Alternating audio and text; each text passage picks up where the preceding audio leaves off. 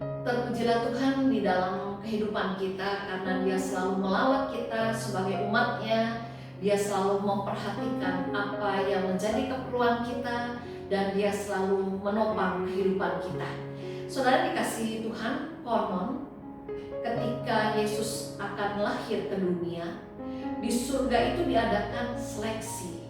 Siapakah di antara banyak binatang yang sebaiknya menemani Yesus yang lahir di palungan? Nah, pada waktu itu banyak binatang yang datang dan yang mendaftarkan diri untuk menemani Yesus. Harimau datang dan ia berkata, "Sayalah yang paling pantas menemani bayi Yesus, karena kalau saya yang menjaga bayi itu, tidak akan ada yang berani mengganggu dan mendekati bayi itu. Kalau ada yang berani mendekati bayi itu, saya akan mencabik-cabiknya dengan taring dan kuku saya." Tetapi rupa-rupanya saudara, harimau itu ditolak karena kekerasan tidak cocok, karena keganasannya tidak cocok untuk menemani bayi Yesus yang lahir sebagai Raja Damai.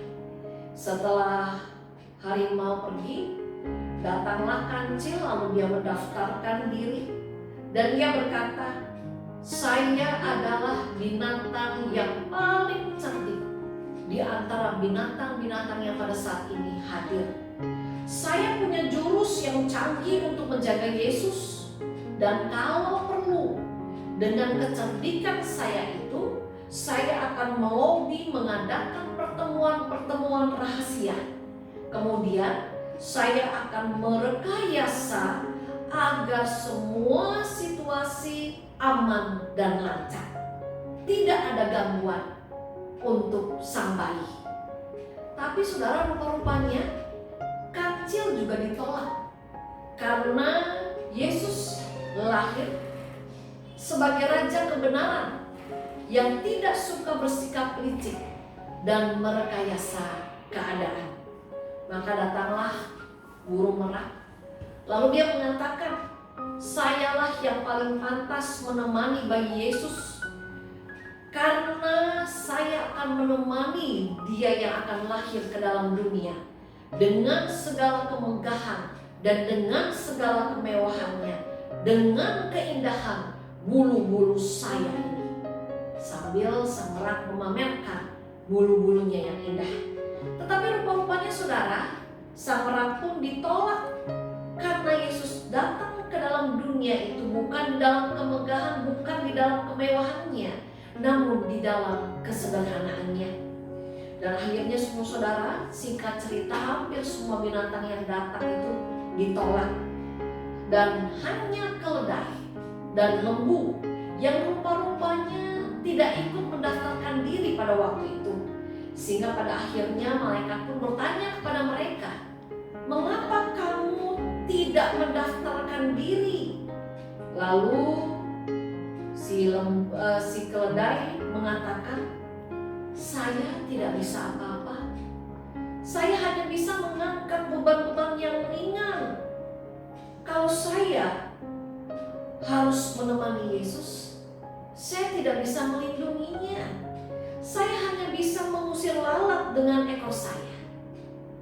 Lalu pada akhirnya si lembu pun berkata demikian, "Ya benar, apa yang dikatakan oleh keledai tadi, bahwa saya pun tidak punya kekuatan apa-apa selain hanya bisa mengusir lalat sama seperti keledai tadi dengan ekor saya."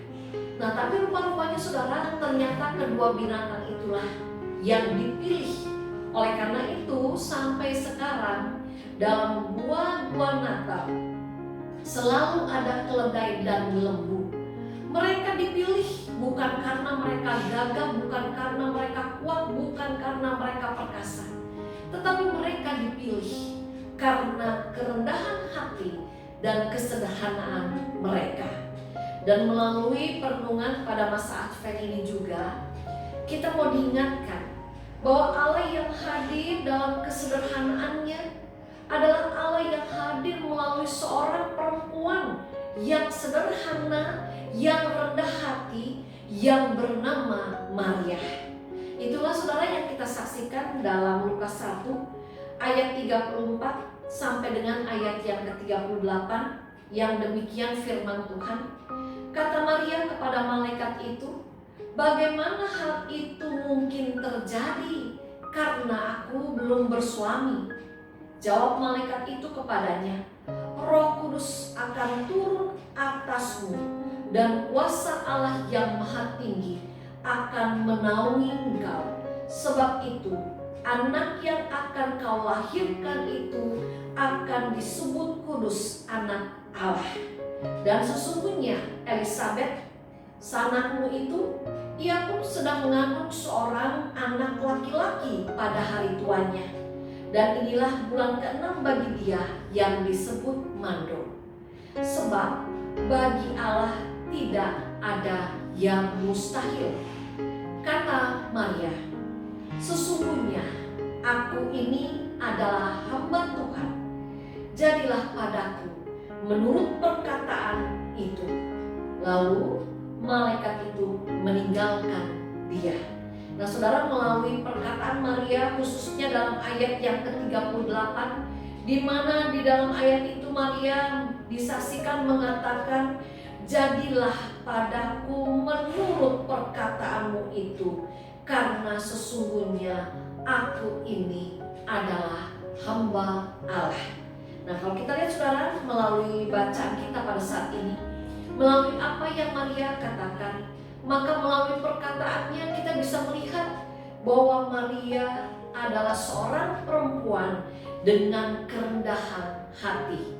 Maria tidak merasa tersanjung karena dipilih oleh Allah untuk menjadi ibu Yesus secara jasmani. Lalu kalau kita lihat, Maria juga tidak menjadi angkuh dan merasa diri punya keistimewaan. Maria juga tidak lantas merasa dirinya paling hebat, merasa dirinya lebih suci dibandingkan dengan perempuan yang lain, karena dia yang dipilih menjadi ibu secara jasmani bagi Yesus yang akan lahir ke dalam dunia. Tapi saudara, kalau kita lihat melalui Lukas 1 ayat yang ke-38 ini, tercermin di situ kerendahan hati Maria dengan ia mengatakan keberadaan dirinya, yaitu sebagai hamba Tuhan, di mana ia juga mau membiarkan rencana Tuhan buat dirinya yang terjadi atas hidupnya. Saudaraku, pada saat masa Advent kali ini, kita sama-sama sedang menunggu kedatangan Tuhan yang kedua. Mari pada saat ini kita menjalani masa Advent ini sampai dengan hari kedatangannya, yang kita tidak akan tahu kapan itu akan terjadi. Tapi marilah kita menanti masa kedatangannya ini bukan dengan sikap merasa diri paling kuat, bukan dengan sikap merasa diri paling suci, paling benar, paling pandai.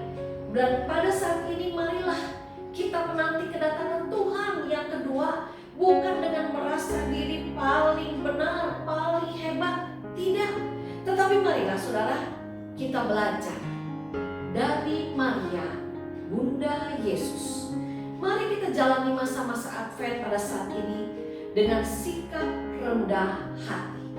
Mari kita jalani masa Advent dengan kesadaran terus-menerus bahwa saya, kita, saudara, kita semua adalah hamba Allah. Marilah kita mencontoh Bunda Maria. Mari kita menjalani kehidupan ini dengan kesadaran bahwa kehidupan kita adalah pemberian dan kepunyaan Allah. Mari kita jalani kehidupan ini dengan kita meyakini bahwa ada rencana Allah buat kehidupan kita, dan tugas kita adalah mempersilahkan kehendak Allah yang terjadi di dalam kehidupan kita. Saudara, dimanapun saudara berada pada saat ini. Selamat menjalani masa Advent dengan kita terus memelihara kesadaran bahwa kita adalah hamba Allah, dan dengan kita mau membiarkan kehendaknya yang terjadi dalam hidup kita. Sehingga dengan demikian, biarlah masa Advent yang kita jalani pada saat ini sungguh-sungguh berkenan kepada Allah, Sang Pemilik dan Pemelihara kehidupan kita. Amin. Marilah kita berdoa. Allah, Sang Pemilik dan Pemelihara kehidupan kami, biarlah kiranya dalam masa Advent yang pada saat ini sedang kami jalani, kami senantiasa mau hidup di dalam kesadaran bahwa kami adalah hamba Allah. Mampukan kami untuk kami meneladani Maria, Bunda Yesus, agar kami mau selalu taat pada kehendak-Mu, mau membiarkan kehendak-Mu yang terjadi dalam kehidupan ini, dan mau hidup di dalam kerendahan hati. Berkatilah kami Tuhan, pimpinlah kami ya Yesus, dengarkan doa kami. Amin.